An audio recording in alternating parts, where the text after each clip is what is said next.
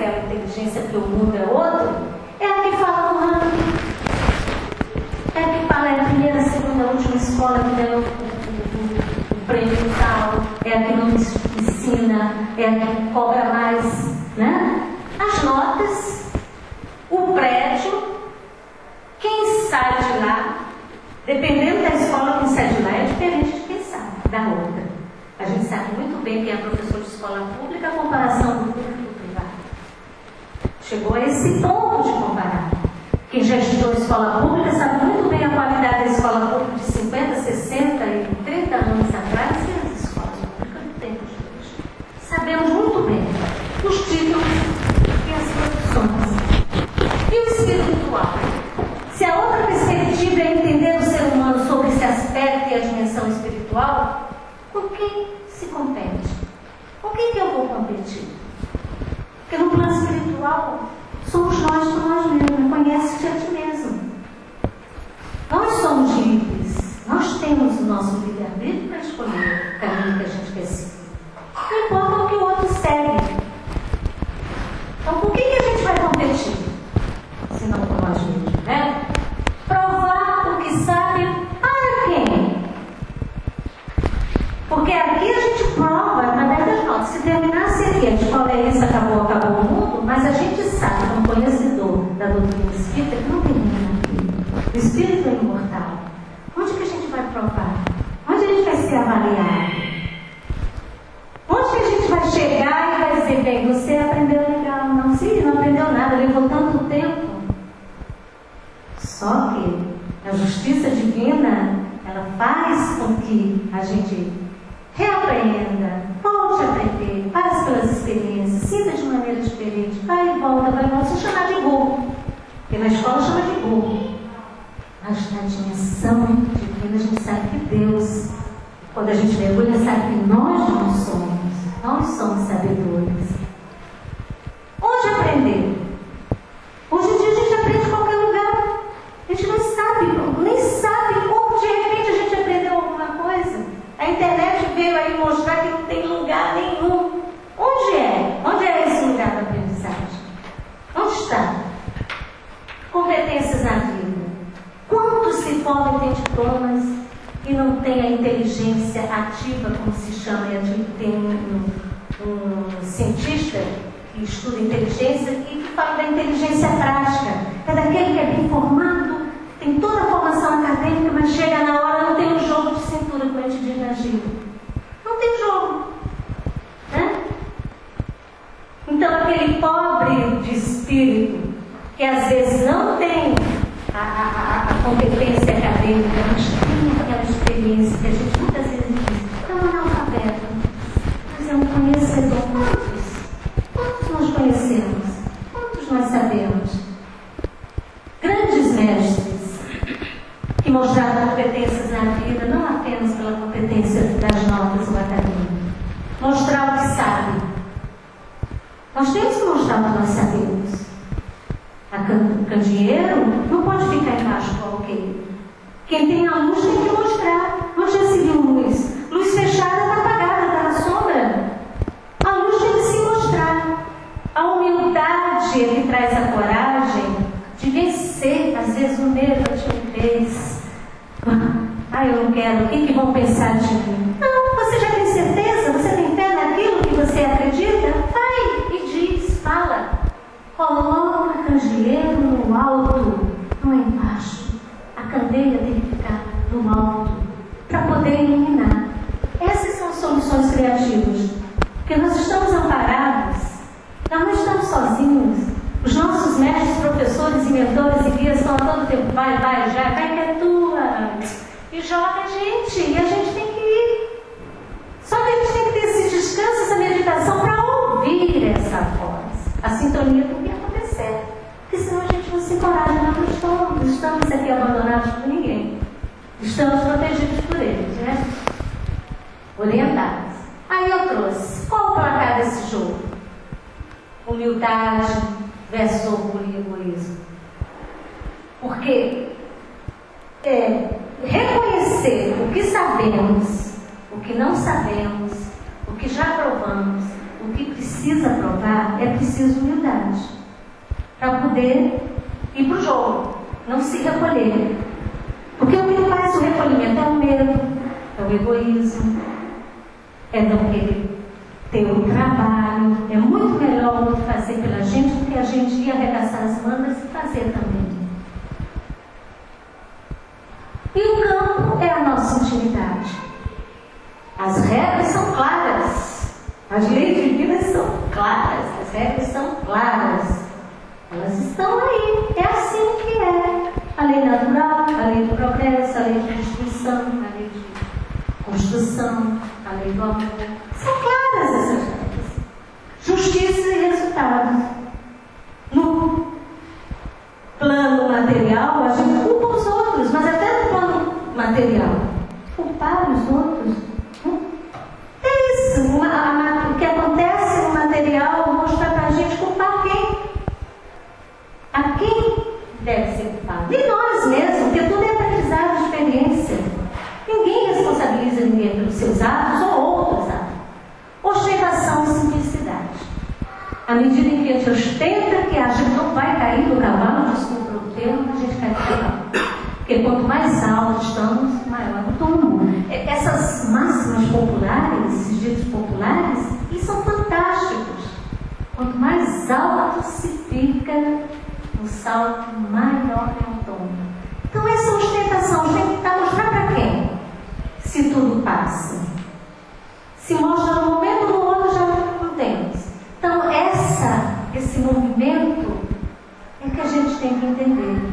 E a gente entende quando a gente tem a noção do que é ter a caridade conosco mesmo, em primeiro lugar.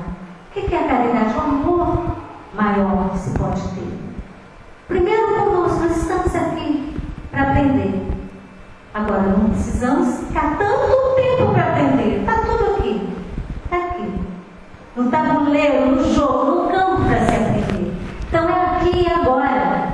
Né? Então é aqui e agora. É o nosso dever. Já está, eu não sei que horas.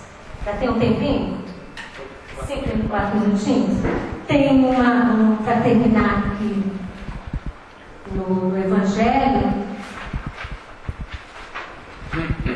Ai meu Deus, sobre o organismo, quanto eu tenho que aprender a organização. Eu me desorganizo ao mesmo tempo. Que fala do dever, instruções dos espíritos. O dever. O dever é a obrigação moral da criatura para consigo mesmo. Primeiro. E em seguida, para com Deus. O dever é a lei da vida. Com ele deparamos nas mais íntimas particularidades, como nos atos mais elevados. Quero aqui falar apenas do dever moral e não do dever que as profissões impõem. Na ordem dos sentimentos, o dever é muito difícil de cumprir-se, por se achar em antagonismo com as atrações do interesse e do coração. Não têm testemunhas as suas vitórias e não estão sujeitas à repressão de suas derrotas. O dever íntimo do homem fica entregue ao seu livre-arbítrio. O aguilhão da consciência, o guardião da probidade interior, o adverte e sustenta. Mas muitas vezes mostra-se impotente diante dos sofismas da paixão. Fielmente observado, o dever do coração eleva o homem como determinado, porém com exatidão. Onde começa ele? Onde termina? O dever principia para cada um de vós exatamente no ponto em que ameaçares a felicidade ou a tranquilidade do vosso próximo. Acaba no limite que não desejais. Ninguém transpõe com relação a vós. Deus criou todos os homens iguais para a dor, pequenos ou grandes, ignorantes ou instruídos. Sofrem todos pelas mesmas causas, a fim de que cada um julgue em sã consciência o mal que pode fazer. Com relação ao bem, infinitamente vário nas suas expressões. Não é o mesmo critério. A igualdade em face da dor é uma sublime providência de Deus que quer que todos os seus filhos, instruídos pela experiência comum, não pratiquem o mal, alegando ignorância de seus defeitos. E o dever é um resumo prático de todas as relações morais. Uma prática geral, austero, pronto a dobrar-se às mais diversas complicações, conserva-se inflexível diante das suas tentações. O homem cumpre o seu dever, ama a Deus mais do que as criaturas e ama as criaturas mais do que a si próprio. É, ao tempo, juiz e escravo em causa própria. E tem mais um pedacinho, mas quem tiver interesse está no capítulo 17, As Funções dos Espíritos. E eu termino com, além do dever, nós temos a missão. Qual é a nossa missão? Será que interessa saber qual é a missão que nós temos? Não é interessante saber a missão. Interessante é seguir. Muitos que fizeram bem pela humanidade nem sabiam a missão que tinham, apenas faziam. Então eu termino com um sentimento de reflexão, de que o que eu devo fazer? Todos nós sabemos o que nós fazemos melhor na vida, as nossas habilidades. Só que nós não devemos fazer só aquilo que sabemos fazer. Aprender está aberto para o novo, para o que estamos se apresentando, convocando para uma atenção, para uma criatividade, para uma solução de problema. Então que a gente, no nosso descanso, no nosso recolhimento, acredite com fé de que nós teremos as orientações de saber como fazer, por que fazer, e principalmente se aquilo que se faz é aquilo que gostaria que fosse feito para nós. Então que a gente tenha essa oportunidade, essa bênção de ter essa clareza, essa iluminação, de saber a nossa missão, cumprir com a nossa missão com alegria, com júbilo, com felicidade, porque viver nessa existência, estarmos aqui com oportunidade de aprender, de conhecer novas formas e principalmente trabalhar é de uma grandiosidade e de uma infinita bondade de Deus. Que a gente agradeça por isso, que sejamos felizes, que já somos, mas que reconheçamos essa felicidade que já temos em nós. E baixa a bola. Nós agradecemos a você, Jacilene, pelas reflexões. E a gente lembra de uma série de livros da Hermance Dufour. São livros que ajudam muito a cada um de nós a tentarmos fazer esse autoconhecimento. Joana de Ângeles já também escreveu uma série de livros nessa ordem, vamos dizer assim, né? Mas a Hermance Dufour realmente ela tem trazido assim, grandes reflexões da pena naturalmente. E nós queremos te agradecer mais uma vez pelo teu carinho, pela verdade, e agradecer a Jesus pela oportunidade, Senhor, de estarmos aqui, reunidos em seu nome, apostando na nossa tentativa e conhecendo-nos um pouco mais a cada dia, podemos traçar rumos, rotas, caminhadas mais retas em terrenos menos pedregosos. Uma dúvida, Senhor, que para isso concorre muito o teu Evangelho maravilhoso, e essa doutrina espírita que nos dá as ferramentas para que possamos bem utilizá-las em prol da nossa qualidade de vida e da qualidade de vida de todos aqueles que nos acompanham na nossa jornada. Muito obrigado, amigos Cristóforos. Muito obrigado, Senhor Jesus, por essa oportunidade.